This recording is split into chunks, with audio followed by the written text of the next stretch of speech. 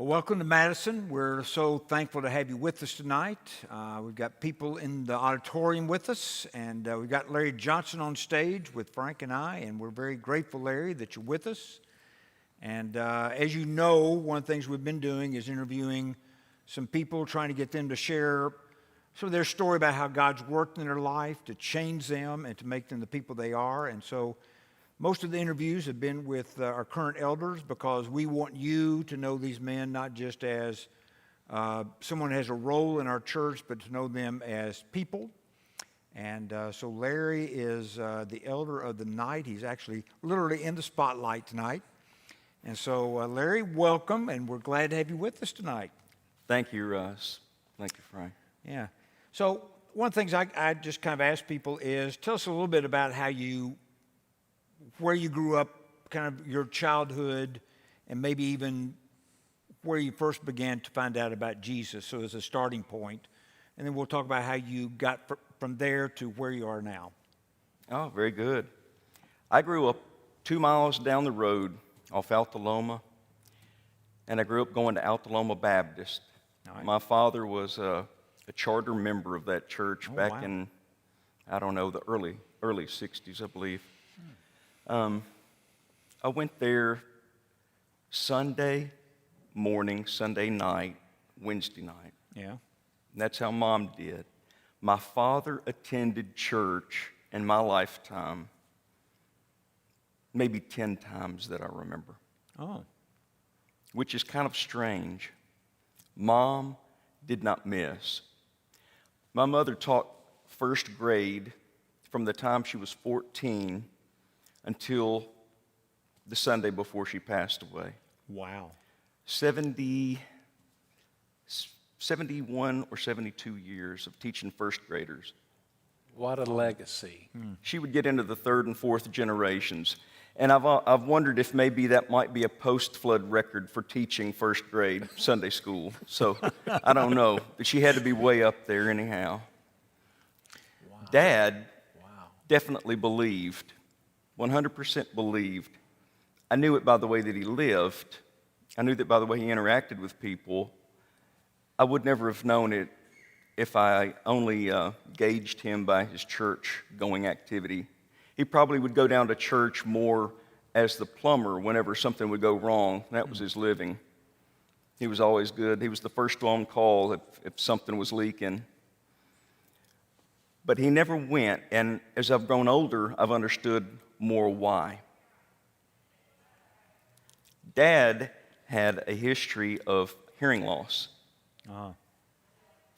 And whenever I many times would say, Dad, come on to church, come on. Oh, I can't hear a thing.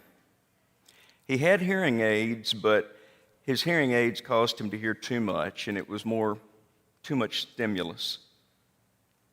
And hearing loss can cause a person to become recluse. Yes. It can definitely cause you to just not want to be around a big crowd. Can I jump ahead then? I mean, I didn't realize that you were dealing with hearing loss until, I guess, a year ago or a few months ago. But, of course, this is something you struggle with. Mm-hmm. So how is that affecting you? Well, I didn't know I had hearing loss either until I was sitting on the back row one Sunday. I think I was 25. And I thought, what is wrong with the singing in here?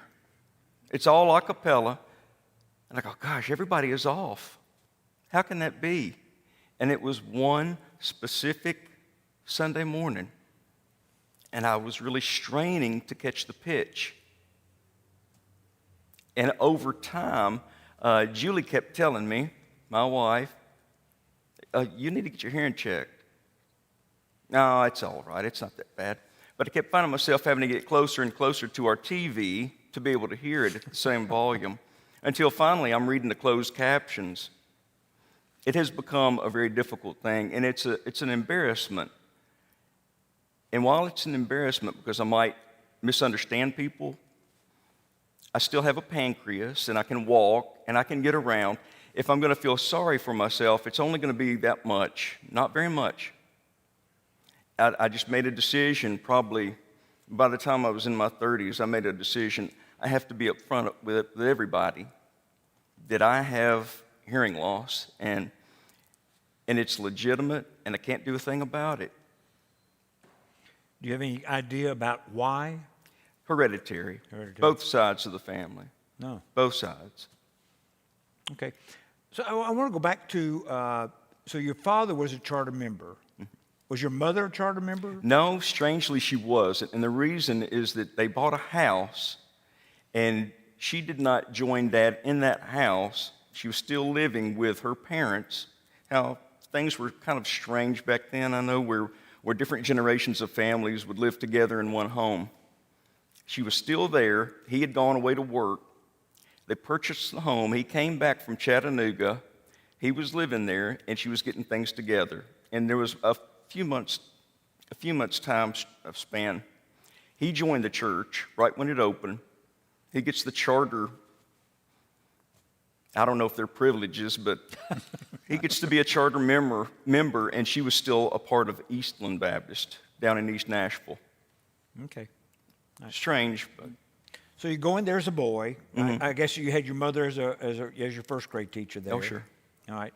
So were there people in your childhood who had a big role in your spiritual formation? Oh, no doubt, no doubt. Foremost is my mother. Okay. Number two is my grandmother, her mom. Everyone referred to her as Nana. I know a lot of people have a Nana. Maybe there's some Nanas in here. Our Nana was as devout as you find. Sitting, reading her Bible.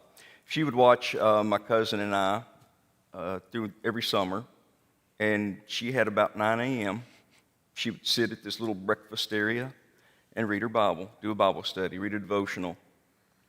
And whenever you would make mention, even in just conversation about, well, so-and-so said something so ugly. Oh, he needs to read James 1, and he needs to read James, shouldn't he?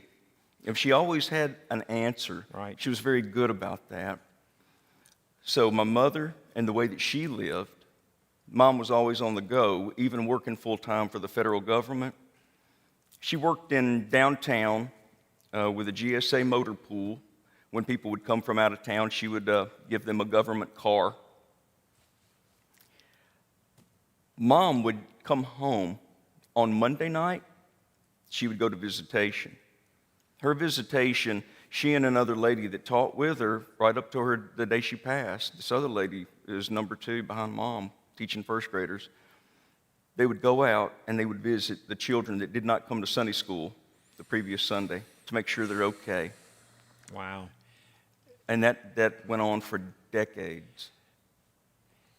That helps explain the quality man he is. When you have that type of legacy history to draw from, I mean, that's doing life the way it should be done. Right. Absolutely. Absolutely. Now, look, Frank, I preferred, and she would invite me to come with her. You want to go to visitation? But it became more of a running joke. I'd say, Mom, Happy Days is on. Because that was Monday night. Okay. Monday night was Happy Days. She would go and read to the blind people at the blind school. And she would go to visit her ladies who were the developmentally delayed folks. They would take cupcakes for them. They would have parties for them. She and a group of ladies, always on the go, always doing something. And people that were in need would find my mother.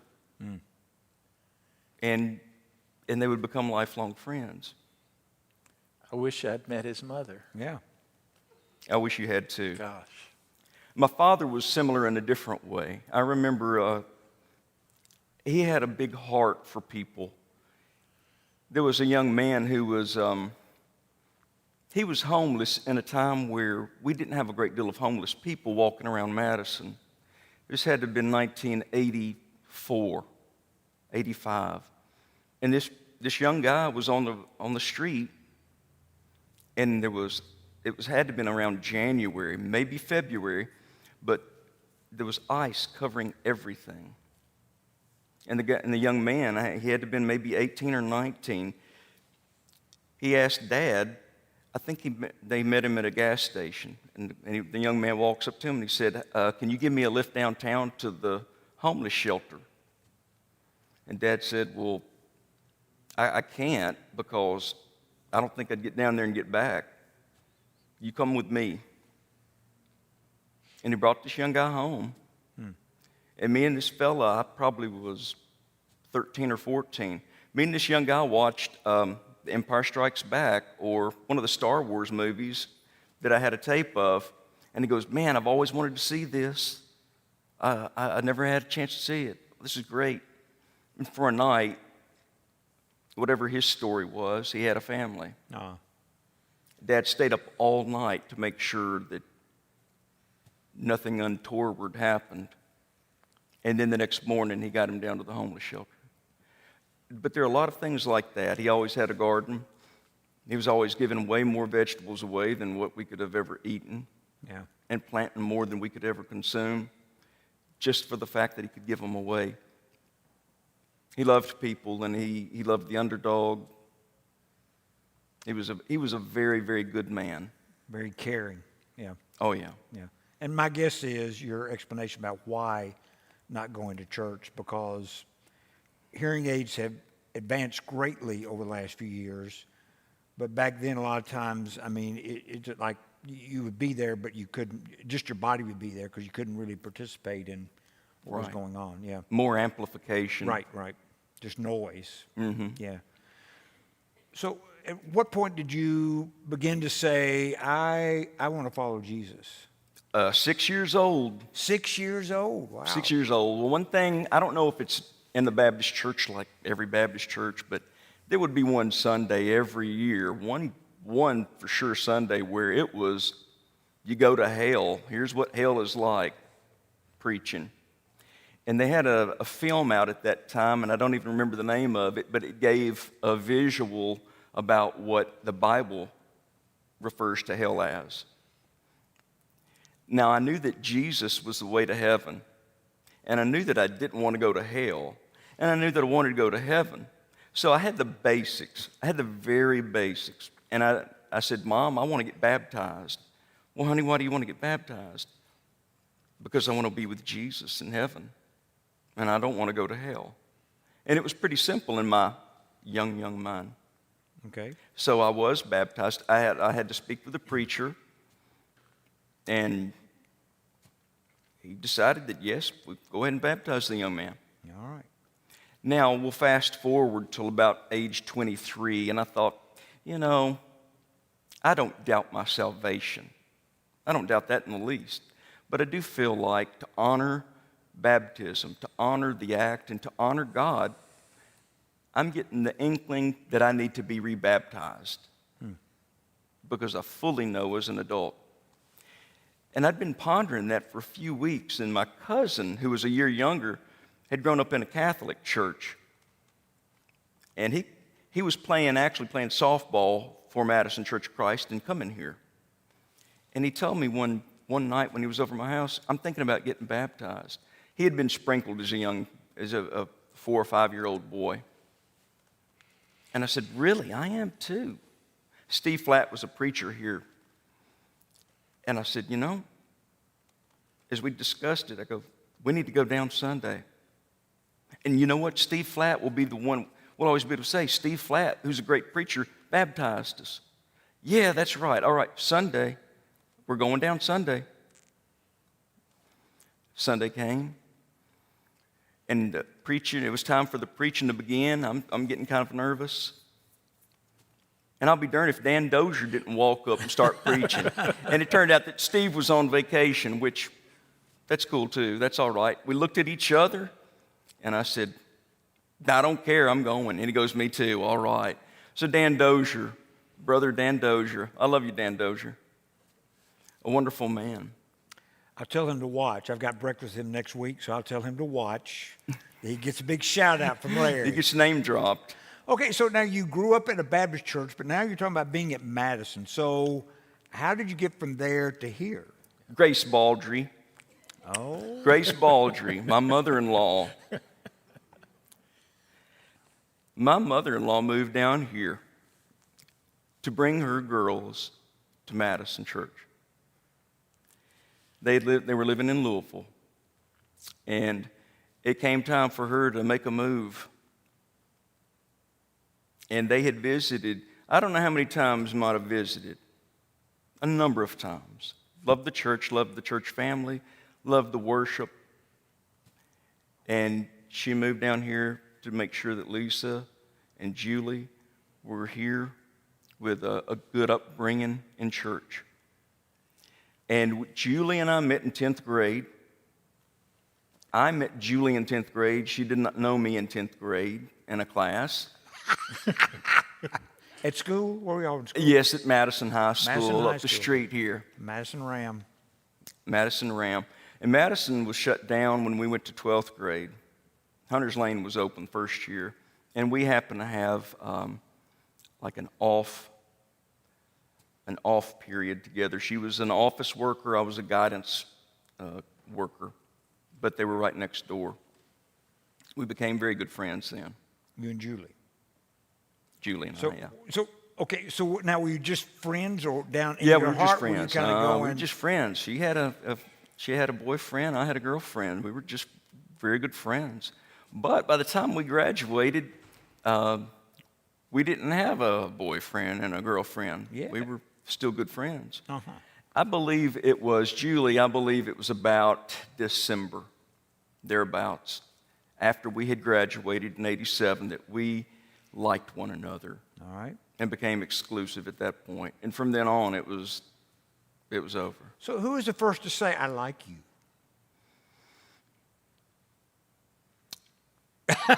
She's look at her to check. She's telling me. She's saying she did. Maybe Maybe so. Maybe that's true. I don't know. I don't remember that. Okay. I knew I always liked her. Yeah. Well, I it's always easy to see liked why, yeah. Well, yeah, her smile lit up the room. Exactly. So, did you play any sports? I did not play in high school. Okay. We were a ball-hitting family. Dad played ball in the Air Force. He played fast pitch softball in the Air Force. And we just grew up throwing a baseball or a softball around. When I became 13, I got into a men's league at softball at my church. And Dad played with me that very first year. And I came along later. They were 36 by the time I was grown. So he was about my age. He was 51 or 52 when he played with me that year, first year. And I loved playing softball. Matter of fact, for the longest time, I kind of halfway credited playing softball to keeping me in church, because you had to go to church. You couldn't skip the fall and winter and then just come and be a normal member. You had to go to church way back then. And I loved church anyway. I loved just being around everyone. I played softball and absolutely loved it. And when I came here, when I started coming with Julie, we didn't have a softball team that I knew of. I think it was the third year I was here. And from the pulpit, they congratulated the men's league team or the men's softball team to winning the city tournament. And I looked at Julie and I go, we got a ball team? Mm-hmm. Yeah, we had a really good ball team. But then a group of younger guys came along that next year and formed not one, but I think two more teams. So the church was so big, Yeah. we could easily form 3 teams. And we did for a long, long time. When playing ball on Friday nights in the church league was a really big deal around town.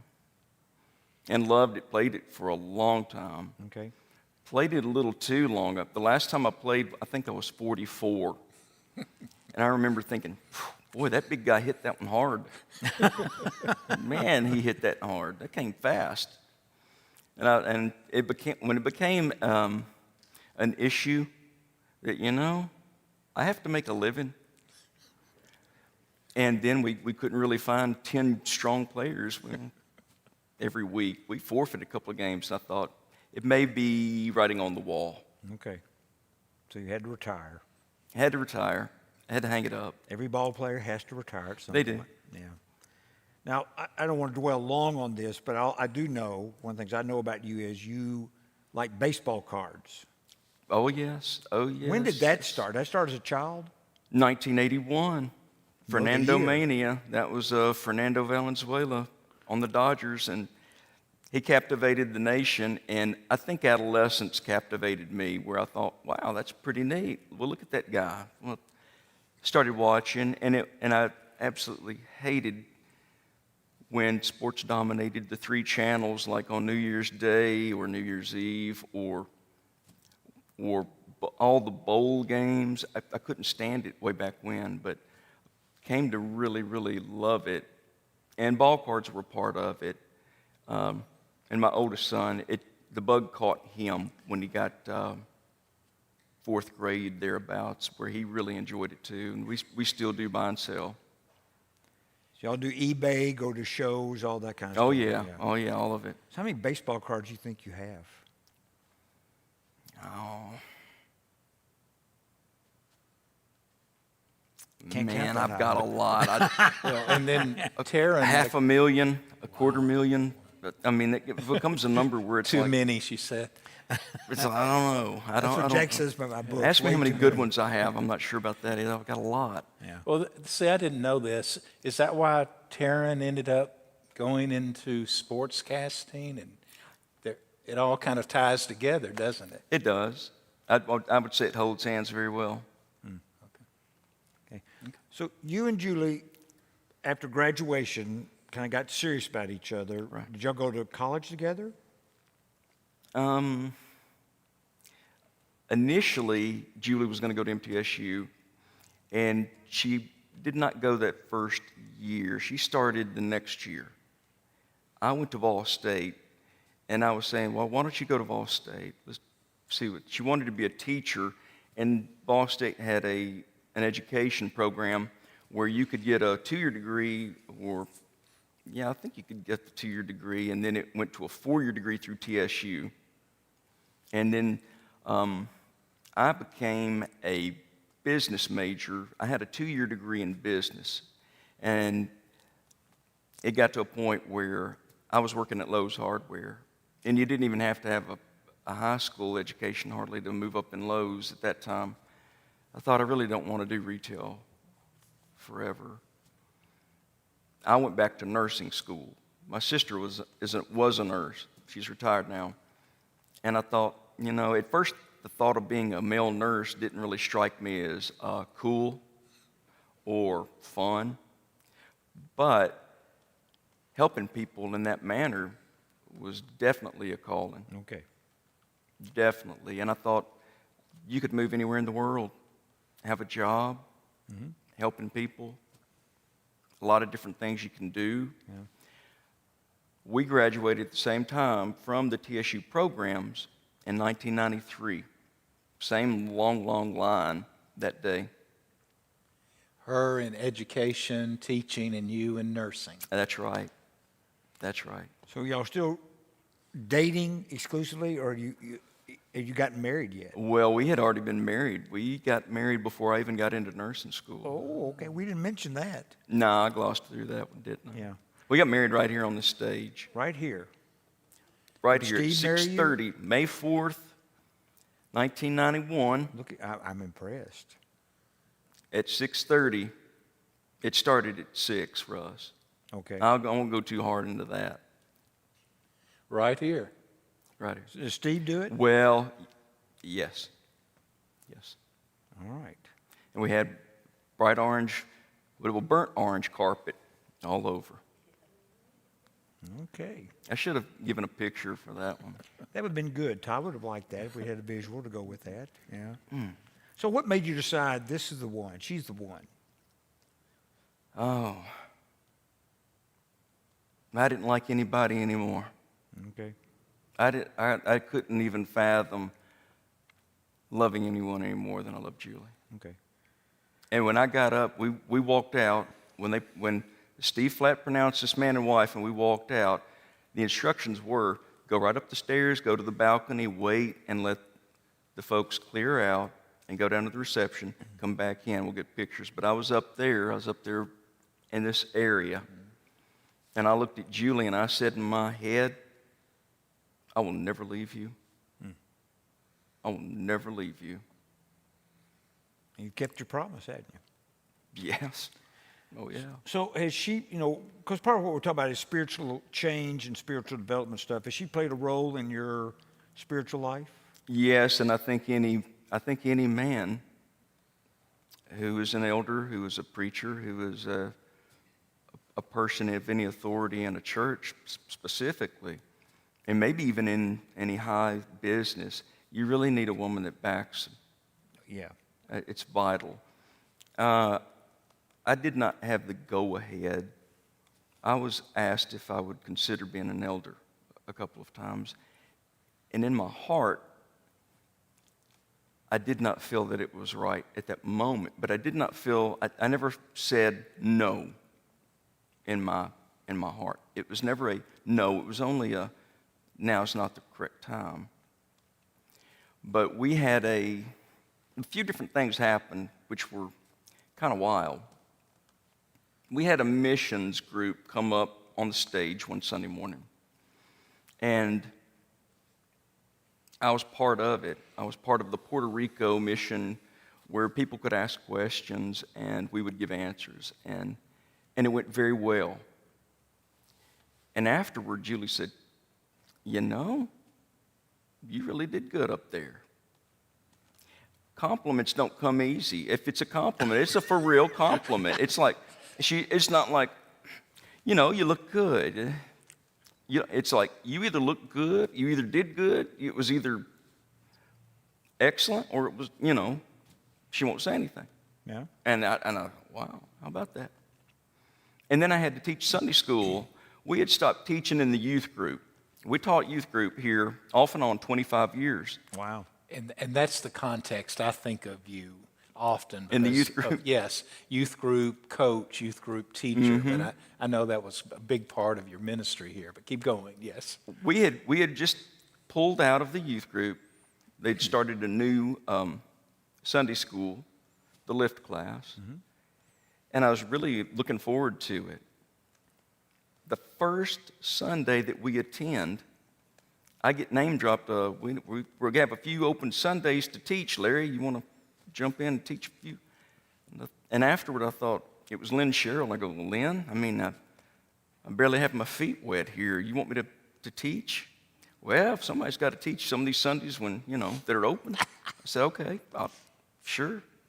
And I don't remember what I said. I don't remember the lesson or whatever, but Julie said afterward, that was a pretty good lesson. You could make an elder. And something kind of changed inside where I thought, well, yeah, maybe. If it comes up again, it may be right. And sure enough, at the next time, it was right. So I'm going to ride that wave just a little bit because I had started preaching here, and I know at least once they had raised that, and you and I had already become friends, and that is when you were saying no. And there's some things we talked about and all that. And then for some reason, I think there were 2 times that they had considered elders and you were not quite ready. And then that last time, and we had really a strong conversation, and I was so thrilled because you kind of shared, you felt like the Lord had given you permission. Some signs had been set up, and that you felt like the time was right. And I was so thrilled because I've seen in you, ever since I've been here, you are a spiritual leader.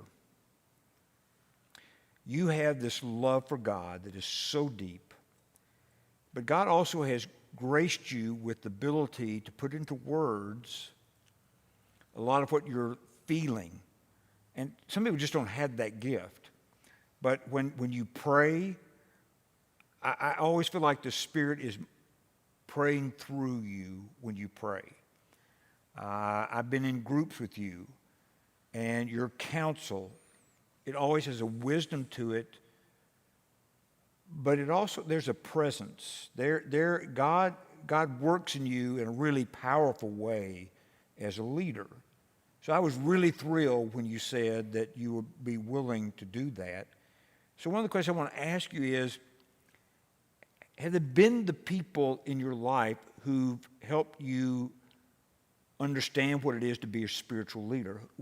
Where did you acquire your idea of how to do this life with Christ and to lead and to serve? Can you talk to me a little bit about that?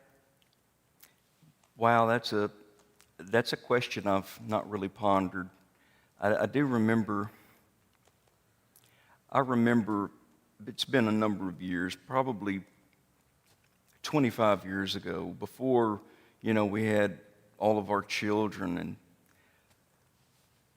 I looked at my family, and no disrespect to my family. My family is wonderful, and I'm talking about the people that I've descended from. And we had a lot of matriarchs, but we were really short on patriarchs. And I just wondered, why is that? I mean, like, we're the strong men. We're the men that go to church every Sunday. Where are they? My brother is a very strong man. He's a strong man of God. He believes fully. But above us, I don't know that I saw it. It was not evident. And I asked God if he would be willing to change that direction. And I don't know how it happens, other than God just making a way, then lighting a path, placing it on the inside. I really don't know, but there have been a lot of wonderful, wonderful people along my way that have been mentors. When I worked at Lowe's, I worked at Madison Lowe's, which is up here on the hill, not the store where it is now, but it was a smaller store. And I remember I had been there maybe 2 weeks, working part-time, going through college. And the man who worked the guard shack, in the old days, you had to get a ticket after you paid for lumber, then you would drive around the back and show the guard shack worker your ticket. He'd let you go through, and then when you came back out, he would check and make sure the order was correct. There was a gentleman there that was about 6'3". He had been a retired Methodist preacher. His name was Alton, and Alton, for no good reason, took me under his wing and continued to encourage me, to inspire me, to teach me, and as far if I had a bad attitude. I know one time I said, Alton, I'm out here doing the work of 3 people. He goes, stop right there. You're doing the work of 1 man. And I thought, He didn't usually chastise me, so when he would do that, I'd think, I need to pay attention. He was a very, very fine man. Preached till his passing day, too. Okay. Even after he had retired from the Methodist church, he continued to preach in a community church in Gosburg, near Manchester. He would go there every weekend, and he would do a radio show and preach in the church and then come back in exchange for them paying for his hotel room. Okay. He was a wonderful guy. And then I met another man at a card show one time, and this guy walked in with his family, which was abnormal. It was usually just dudes coming in. This guy, about 10 years older than me, comes in with his wife and 2 girls and a son. And one of my friends that I would set up at a card show with nudged me and he goes, hey, if this guy gives you a check, take it, it's good. And I thought, I take it anyway. I don't even think like that. Okay, all right. And his name was Jeff Bennett, and Jeff Bennett became a very dear friend of mine. He did give me a check that day, and it was good, and he bought a few things, and the next show that I set up at, he came around again. That particular show, we talked for an hour about God. About God. He was a very big encouragement to me because he was a very serious, devout man. It was all God all the time. And wonderful family. Wonderful man. I've learned many things from him, too. Okay. One of the things I noticed early when we'd have conversations, but it would show up in your prayer life, it would show up in kind of wise reflections that would come out in a group setting, whatever. You're theologically reflective. I mean, you thought deeply about theological ideas and stuff. So how did that, I mean, when did that start happening in your life? That happened right about the time I hit my early 30s, and I was working in a psychiatric hospital, Tennessee Christian, down in Neely's Bend. I worked there 11 and a half years, and I was working night shift. Children were very young, and Julie was staying home with them, and I worked a lot of overtime on the night shift, and I would take a duffel bag with two things in it every night. A sweatshirt, didn't matter what time of the year it was, because it would get cold every night, and my Bible. And I remember, I wish I knew the year, I should have kept a diary. Probably around the late 90s. I decided two things that I've not been doing enough of, reading the Bible and working out. So I pledged that I was going to read the Old Testament, and every time I hit a chapter, I would do 10 push-ups. Oh. I was able to accomplish that, and the only time it got arduous was right there in Psalms, where those chapters get really small, and I read about 23 chapters one night, and I couldn't read for 2 more days. That was That's tough. so funny. That's so funny. I kept reading the Bible. I didn't do the push-up part again, but each year I would continue to read the Bible as I was working the night shift, and each year I would cut something out.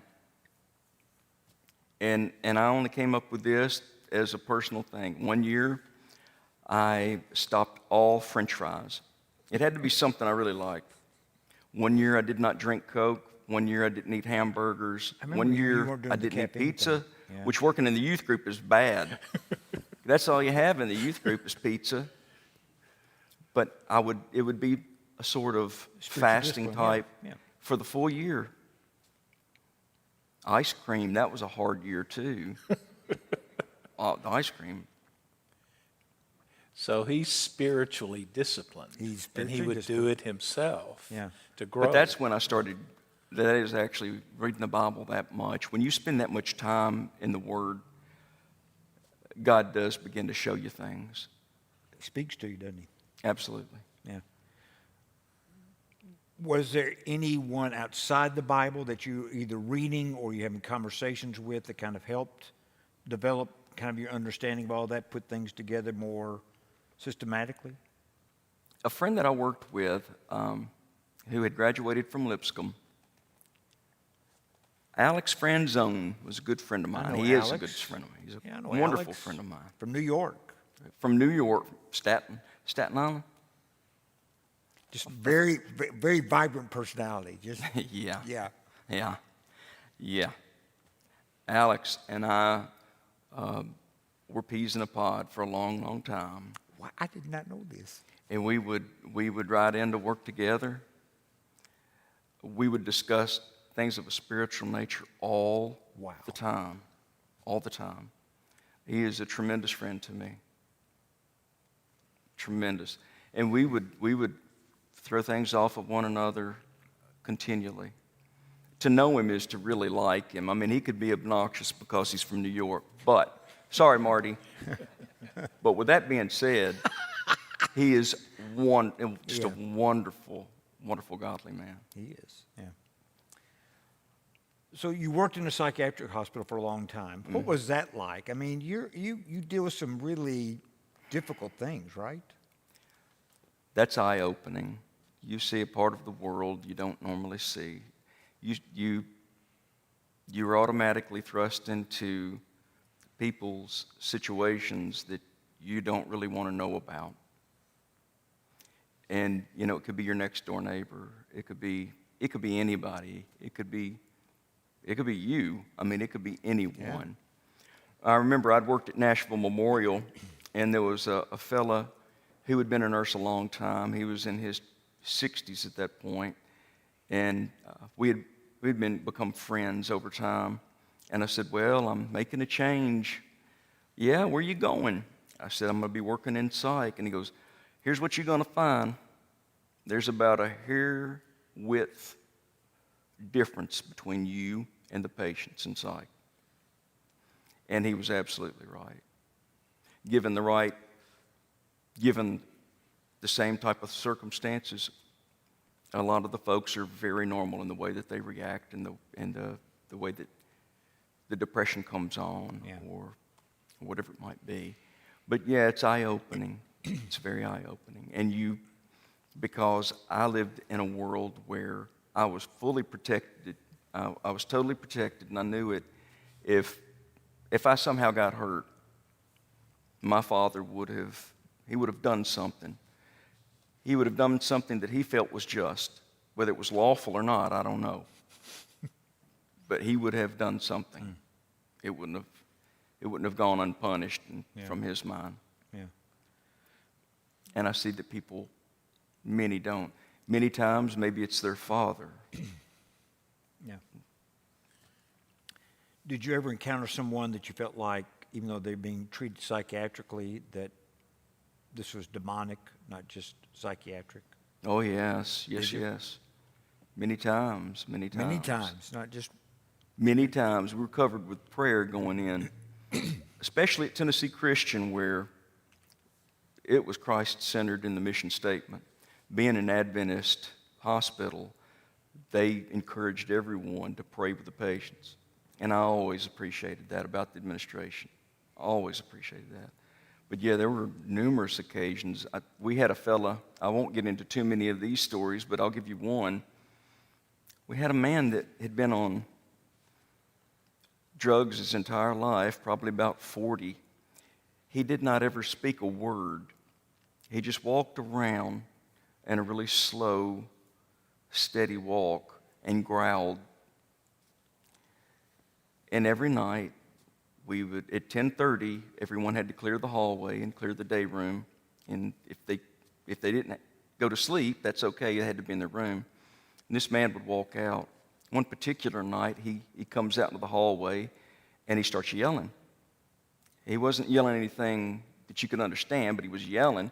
And me and a technician, a gentleman who had been in Vietnam, he'd been around, a very good guy. He was one of our techs on the floor. I said, come on, let's go take care of this fella. And the way that we would do it is we would usher him into a quiet room, and he would settle down with no stimulus. And when he settled down, we'd help him go back to his bedroom. But it didn't really settle him down. He begins banging on the door of the quiet room. And I said, come on, we've got to go check on him. He's going to wake everybody up. The quiet room had a door with a little door, a little like area you could pull to, a little panel that would go to the side, and it had safety glass. And so I go up to the safety glass thing, and I open it up, and he's standing right there on the other side of it. And he's growling. And my buddy is right behind me. And I knew that everything about this man was demonic. He was afflicted, no doubt. And I said, in Jesus' name, be quiet. And he immediately got quiet, and his face changed, like he had a real worrisome look, and he began backing away from the door. And he just kept backing away till about 10 feet. And so I closed the panel, and I turned around, and the technician goes, did you see that? Did you see that? I can't believe what I just saw. Did you see that? And I go, well, I saw it. This is what we're in the middle of, though. This is really the war that we're dealing with out here. And a lot of times it's been pure prayer that would get you through so many sad situations. A lot of sad situations. I think Frank had something. No, just reflecting. You've had this great combination of this dramatically strong spiritual life and this interaction with people in the world who need the most type of help, whether it's psychiatric or physical as a nurse. I mean, you come at it strong with your background from both perspectives here. So you're like a perfect storm of something good that people need. Well, that's very kind. I really appreciate you saying that. I've never heard it worded quite that succinctly. That's really nice of you to say. I'll tell you what happened, though. I was working at National Memorial, as I had mentioned. I was working on the heart floor. And I had been given a cue when I first started work there. A nurse who was a veteran said, now look, when you start having chest pain, it's time for you to get a different job in nursing. And about a year in, I start having chest pain. And I thought, I think she wasn't kidding. The stress of that heart floor. I'm going to get a job next Monday at Tennessee Christian. I'm going into psych. That's where I really wanted to be anyway. And that next Monday I was off. I got a number of a nurse manager. I went over there and I got the job. I mean, that's the quick version, but I get the job. 2 weeks after starting, I remember coming home going, you know, God, you know that I really didn't like that heart floor, but at least I knew what I was doing. I don't have a clue what I'm doing on this psych floor. I don't have an idea. And in my head, in my mind, came the words, talk to the patients like they're people.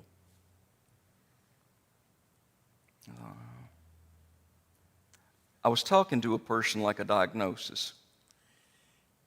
Instead of like a real person. Right. Yeah. When I received that very godly advice, everything changed. Everything changed. Being real with people that are in probably one of the hardest spots of their life. Being real with them. Being upfront, being honest. That is the biggest thing. You know, you get the trust, and you're trying to get that. But if you're trying to get trust in the wrong way, it doesn't work. You have to be really upfront and let them know that you have their best interest at heart, ultimately. Yeah. You know, when you talk about that, and some other things, so there's that passage, I think it's in Isaiah 50, but it says something like, the sovereign Lord has given me a well-instructed tongue to know the word that sustains the weary. He wakens me morning by morning, wakens my ear to listen like one being instructed. And I think that captures a lot of the way God's been working in your life, but not only that, the way you have been willing to be with God. Because not everybody's willing to be with God that way. But you have a heart, I mean, this is the thing I've discerned from early on, you have a heart that desires God. And I'm very grateful for that. It's meant a lot to me to come to Madison, to have guys who are older than I am, but also some guys younger than I am who really are spiritual mentors and have been encouragements to me. So two of those guys I'm on stage with tonight, and I'm very, very thankful for that. Is there anything else that tonight you wanted to share? You know, I know you had some other things so anything, we're about out of time, but anything that you want to add to what you said, either what you want your legacy to be or what God's teaching you right now that you want to share with us? Yeah, that's key. You know, really, leaving a legacy is important because I recognize for this church, just for instance, you know, we're on the shoulders of a lot of wonderful, wonderful people. You know, 100 years of hard-working, God-loving, God-fearing people that have allowed us to be here right now. And, you know, and I would want, however much time this world has, I'd want this church to be sustained. And I know that it won't be sustained through me or you or any man. It's sustained through God. This is His house. I understand that. But I would want to leave a legacy that this is what it looks like, and this is how it is. To try your hardest, to not be perfect.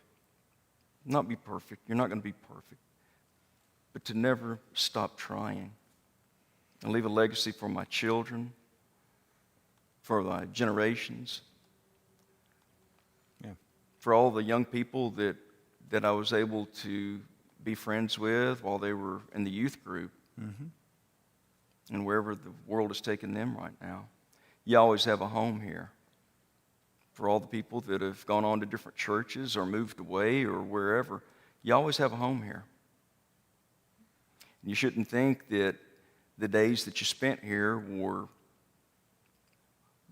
ended poorly or ended badly, or they're good days.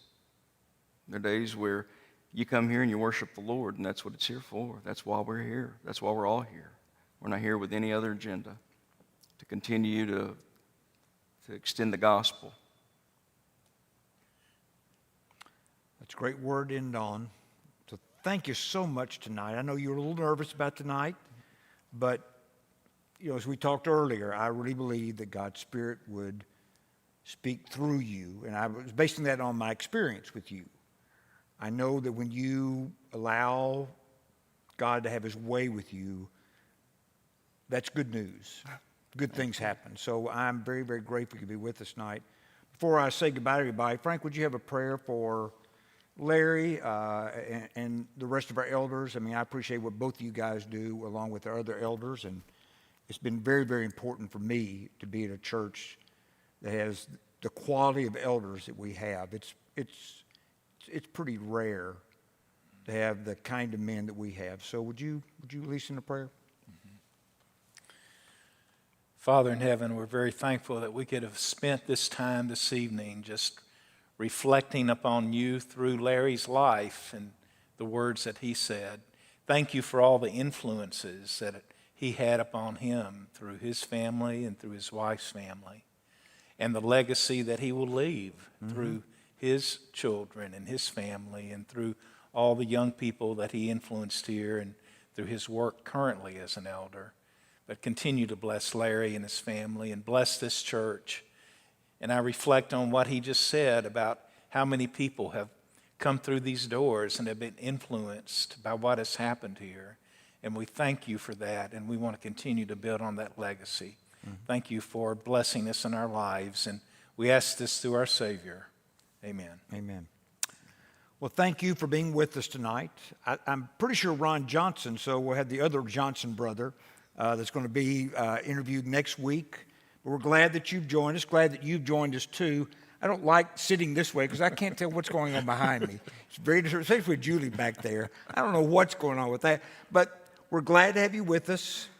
Sunday is senior graduation Sunday, so that'll be a very special service.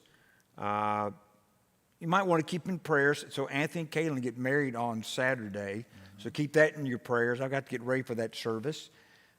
Sunday, Nathan will be speaking, and we'll have all the seniors on stage, and that'll be a very special Sunday, so I hope you'll plan to be here with that to support our children and their families as they celebrate graduation. And I'm just very, very grateful for this night. Wonderful job, Larry. May God bless you out there and you in here, and continue to give us joy, because he's a living God. And he is the one who can change lives. And if I truly believe and entrust myself to that, there's going to be good that will come from that. God bless you tonight. Good to be with you.